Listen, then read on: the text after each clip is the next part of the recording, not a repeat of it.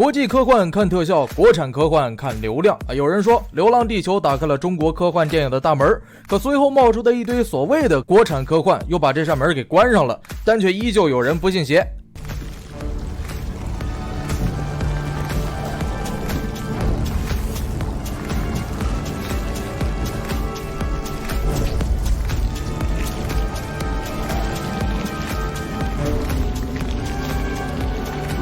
你没看错，这是中国特效，一部国产科幻悬疑片《太空群落》横空出世，还未上映就获得了基辅最佳影片和奥地利最佳外语片2项国际大奖，甚至入围了戛纳国际电影节。在《太空群落》这部电影中，看不到当红的流量小生，你能看到的只有精良的后期特效。它给观众呈现了一个庞大的新世界。故事发生在2047年，科学家发现太阳系闯入了一个神秘天体，通过研究，大家认为那是外星球高智慧文明发出的邀请函，并且给它取了一个名字叫信使。于是人类决定去探索这个天体，并且建立沟通。他们派出了承载了93名探索人员的深空号科考船前往探索，直到2190年才重返地球。但此时整个科考船只剩下了一位叫伊的队员，其他人全都命陨太空。而这也引发了人们的种种猜测，于是人类航天局成立了调查委员会，开始对伊进行调查。原来最初深空号刚来到信使的周围，通讯设备就被信使的强大电磁场摧毁了，使深空号与地球失去了联系。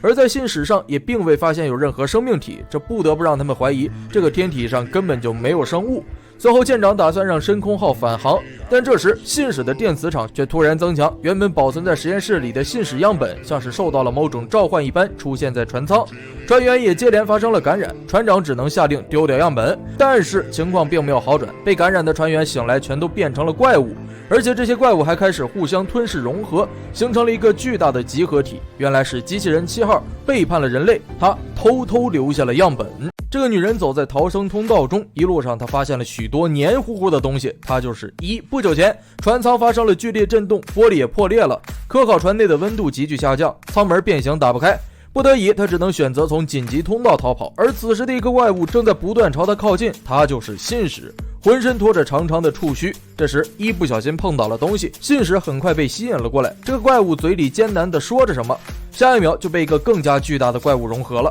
画面回到了飞船驾驶舱内，一个男人将针管扎入了自己的身体，随后他的体内迸发出了无数枝干，他是这艘深空号科考船的舰长。 AI 告诉他，人类需要一个载体才能和信使沟通。受到 AI 的蛊惑，他将信使样本注入了自己体内，因此发生了变异。随后 AI 找到了伊，并将伊带到了驾驶舱，当着伊的面他开枪杀掉了舰长。目睹这一切的伊怎么也想不到，自己亲手设计的机器人竟然会毁掉飞船上的所有生命。而此时的 AI 认为信息是生命的本质，而它才是信息最好的载体。正当 AI 得意时，伊却将它甩飞了出去。随后信使慢慢朝着伊聚拢了过去。原来信使选择的宿主是伊将手放到了 AI 身上， AI 瞬间化为了粉末。可是人类调查员在返回的深空号上却并没有发现任何结晶样本，更没有发现船员的尸体，甚至在整个飞船上一点伊所说的痕迹都没有。这是一部中国制造、风格迥异、形式鲜明的科幻作品，它就是即将上映的太空惊悚科幻电影《太空群落》。它绝对是一部难得的硬核科幻片。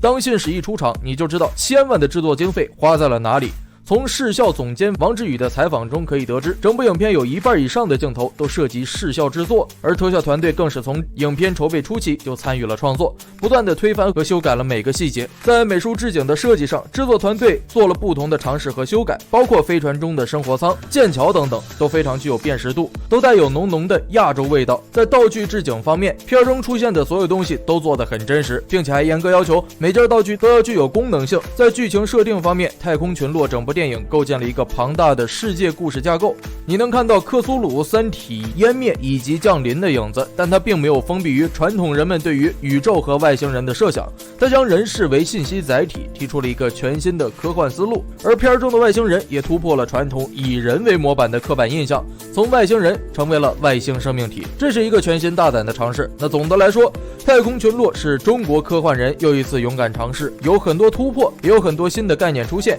科幻之路从来不是一蹴而就的，中国的科幻片起步晚，也确实有不少不成熟的作品，但也有《流浪地球》这样的经典之作。一代一代科幻人的努力，就是希望《流浪地球》不是最后的昙花一现。而8月31号上映的《太空群落》让我们看到了国产科幻电影的生命力，其创新能力更是让人欣喜。科幻之路道阻且长，需要耐心、信心，也需要一个又一个勇敢的尝试。